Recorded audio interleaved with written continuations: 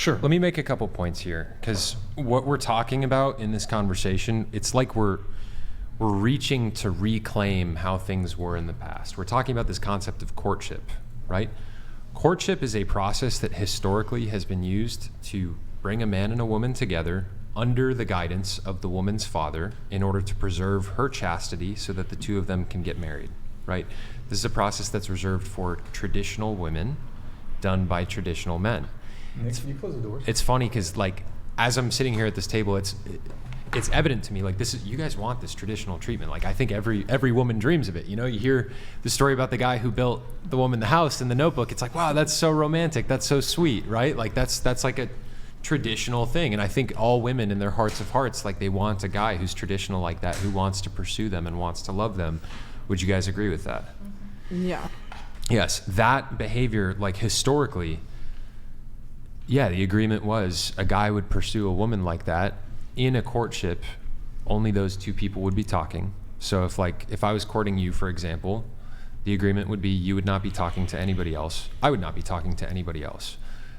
Courtship was also something that was reserved typically for virgins, right? Women were virgins throughout history. We can rail about the patriarchy all we want, but part of a father's job was to protect his daughter's chastity, because there's a lot of bad men out there, right? Like, we're dreaming of, like, reclaiming this thing from the past, but it requires both men and women to actually do each of their roles, which is to Brian's point. Like, it's traditionally speaking a woman's job to preserve her chastity. And a woman who preserves her chastity is going to warrant that kind of traditional treatment from a man, compared to, you know, if a woman's sleeping around with a bunch of different guys and then she's like, no, I want you to treat me traditionally, he's going to look at her and be like, well, you weren't traditional up until now. Like, why should I roll out the red carpet when you just gave yourself so easily to all these other guys, right? That's the mental conundrum that guys have. It makes it challenging for them.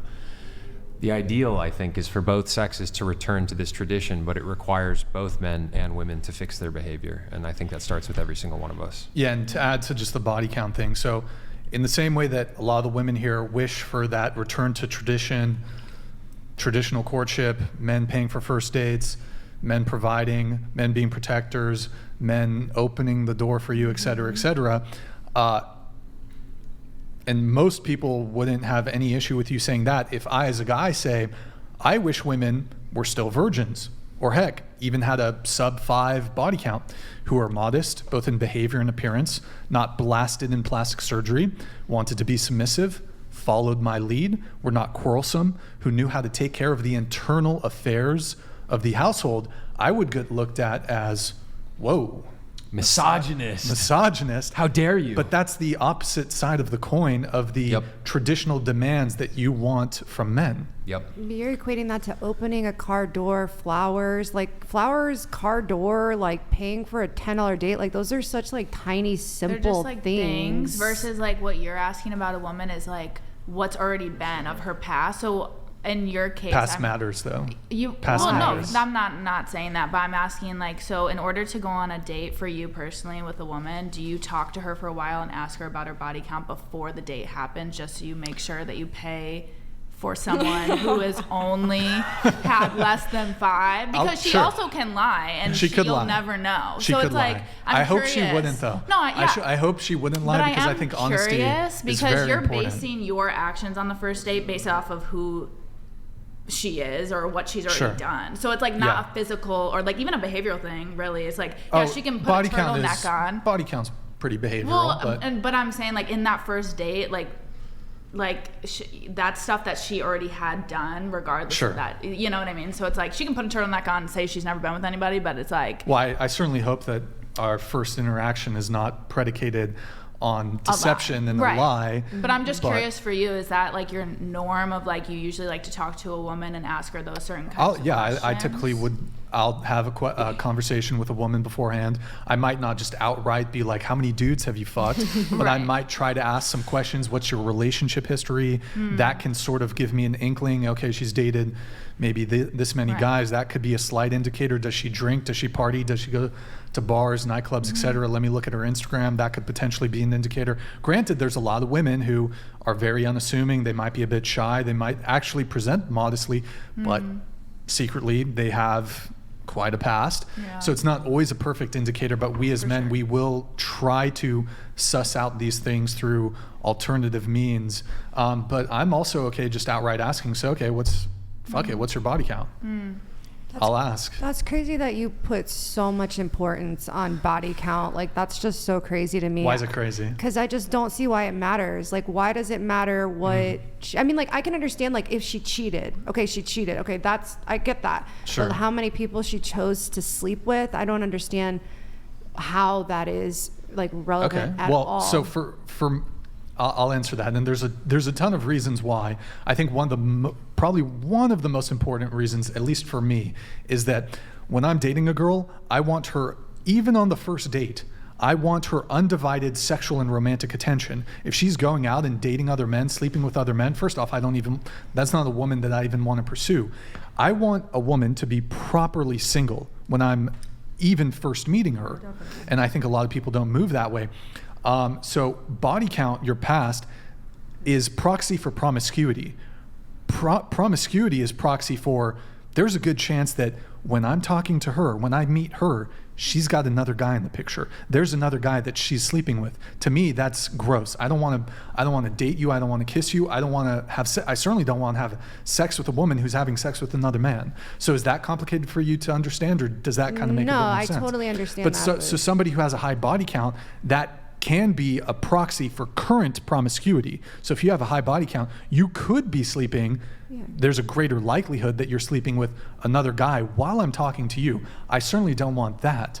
Also, if you have a high body count, greater likelihood of STD. And also you've started to, the more sexual partners you have, the greater difficulty when it comes to pair bonding with somebody. If you've had 50 previous sexual partners and I'm number 51, you're not going to view me in a particularly special way. At least that's my view. And I think we all, both men and women, want to be viewed as special to our potential romantic partners, to our potential future husbands and wives.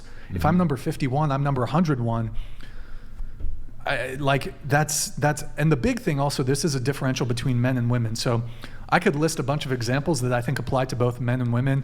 STDs, I think it's the case for both men and women. You could certainly make arguments that that the actual act of sexual intercourse, the transmission rate might be there might be a differential there. Perhaps women are more susceptible to getting an STD than the reverse for various reasons due to anatomy, but we don't need to get into that.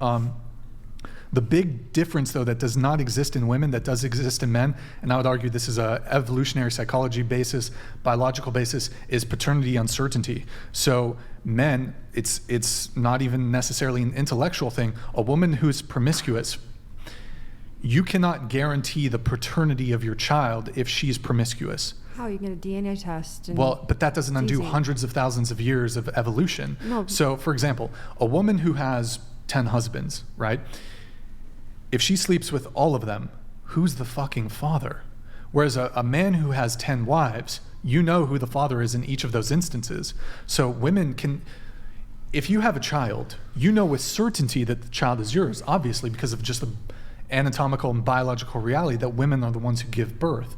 But women, since we don't give birth, we cannot with certainty know if the child is ours. So one of the best ways to be certain of that is, one, if she's a virgin, or two, we know that she's not promiscuous and has a low body count. I have a question. Sure. Do you want to respond to that, or maybe you respond and then? I don't know. I guess I somewhat understand like what you're saying. Why are women attracted to tall men? Tall men. Why are women attracted to muscular men? Because they can protect them. Maybe this, like, I don't know. Okay. Like giving. But is it, okay, sure, right? So in that same way, men are attracted to women who are not promiscuous. It's like, it's ingrained in us. It's whoever's going to further your bloodline, really. Yeah. Well, because you mentioned, well, we have DNA tests now, but just because we have this invention of human brilliance doesn't undo, again, the fact that there's been hundreds of thousands of years of evolution. It's ingrained in us as men. And again, this thing does not exist in women. Paternity, when it comes to the maternity, I guess, or whatever, it's impossible to exist in women. Because when you have a child, you know with certainty that that's your child. Mm-hmm. But you could be hooking up with another dude. We don't know. That kid might not be ours. So men have a more natural revulsion to female promiscuity than the reverse. Not to say that I think women are totally justified in taking issue and quarrel with male promiscuity. However, there's not that ingrained biological and evolutionary basis that exists in men. It's this simple. Let's say I'm talking to two women. One of them has a 0 body count. The other has a body count of 50. Which one of them do you think I'm going to feel more confident in her being, like, which one do you think will inspire more confidence in her fidelity long term? 50. I'm just kidding. The virgin. Right, exactly. And it's a natural, immediate instinct, right? And it's really that simple. It's like our biology, our DNA, like it hunts for that like purity. And there is like a revulsion towards that promiscuity, because it is biologically very dangerous for a man to commit to a woman who might sleep with another man who he might end up raising the child of. But like don't you think it's thousands of years of like programming. Don't you think there's purity in a girl that is loyal to you regardless of body count? Like she's We're talking loyal about to like you. sexual purity. Yeah, but I just mean like taking away body count. Let's say she has a lot of body count, but she's loyal to you. She's never slept with anyone but you since being with you. Isn't there purity in that too? Like, why is it just like... I wouldn't call that like purity. I would call it loyalty.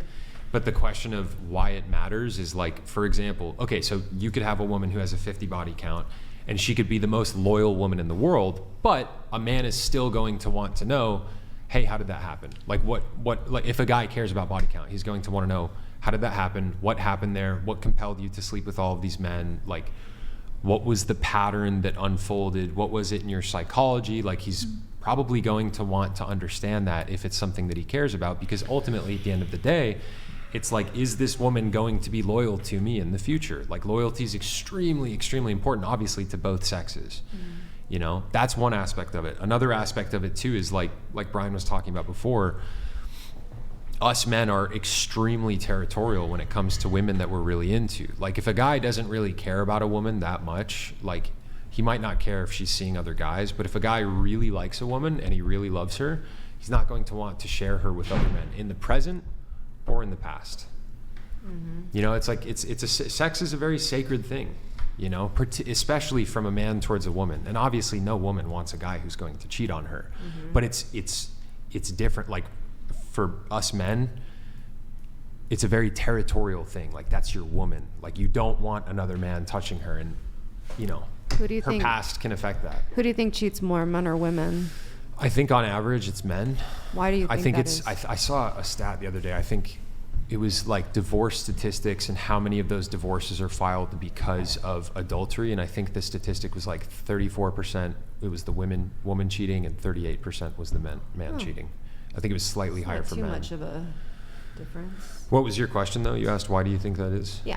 Well, I think, you know, it's biologically speaking, men, like, we have a biological drive to spread our seed as far as possible. It's just part of our nature. That doesn't mean it has to dominate us, but like, it's just part of our nature. You know, a lot of guys, like, you know, I know guys who have cheated on their girlfriends, and they typically just cheat because they feel an impulsive physical desire. And that's real. Like, it's hard to describe what it's like being a guy, but like, you know, when you've got testicles, like, your body's like, yo, we've got loads we got to deliver, like, get them out, you know? Yeah.